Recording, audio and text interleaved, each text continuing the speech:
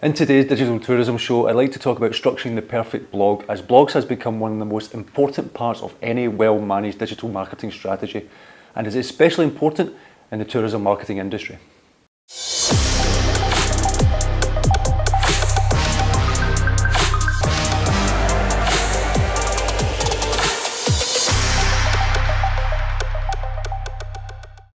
Writing regular high-quality blogs is a kind of content marketing that started out as a combination of SEO and online PR, but has become a legitimate strategy in its own right. Blogs can be used to humanise larger brands and to convey a company's personality to prospective customers. Not only can blogging drive relative traffic to your site, it can also drive conversions, convincing people to book with your company. With so much to gain from blogging, many people in the tourism world are trying to figure out how to structure the perfect blog, and in this video I will hopefully shed some light on this. It is useful to figure out general guidelines and standards for all your blog posts, but it is important to recognise that not all blog posts are attempting to do the same thing, and this is a good thing. One blog post may be a guide for people planning a visit to Rome, for example. Another might be an informative piece about Roman cuisine. Another might even go into the history of the Colosseum.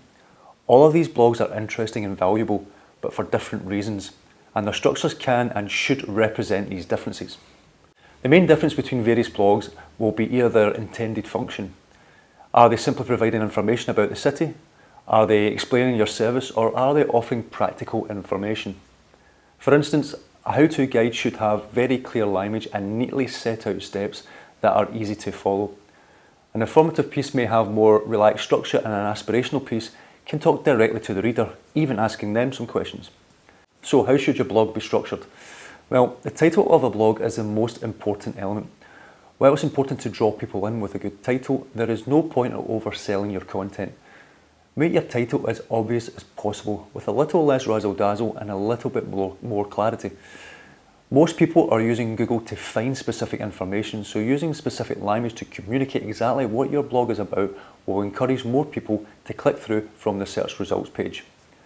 Hopefully the title has pulled in a few people, and it's the intro or hook should keep them there.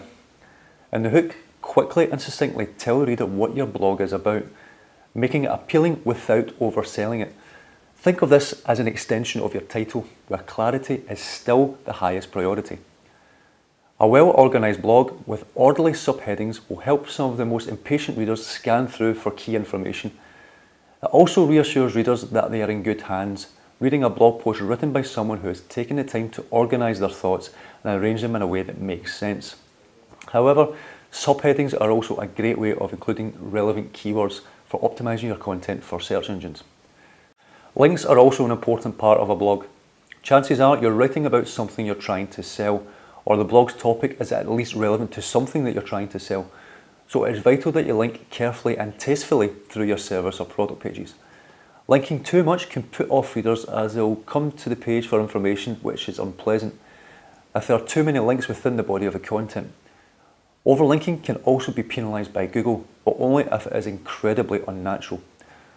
Internal links can help improve your website's ranking by spreading authority through the rest of your website. Internal links are also a great way to point readers to relevant pages on your website that they may be interested in. External links are also beneficial, but not only for linking to other useful websites, but massively improve the reader's opinion of you. But it can encourage other websites to link to you as well, which improves your own rankings and increases your website's potential audience. There is also a lot of evidence to suggest that Google's algorithm acknowledges and rewards small amounts of external links. This is viewed as naturally and inherently useful for the reader.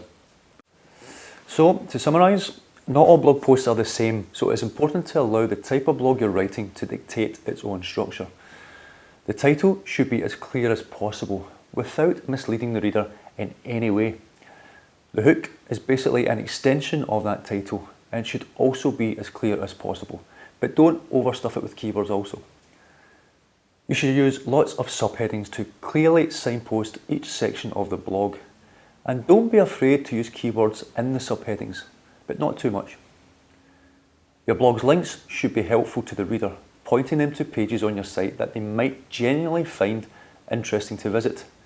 You should also include at least one or two external links. The conclusion of your blog post should be as clear and concise as the introduction, summing up everything you've covered in the blog.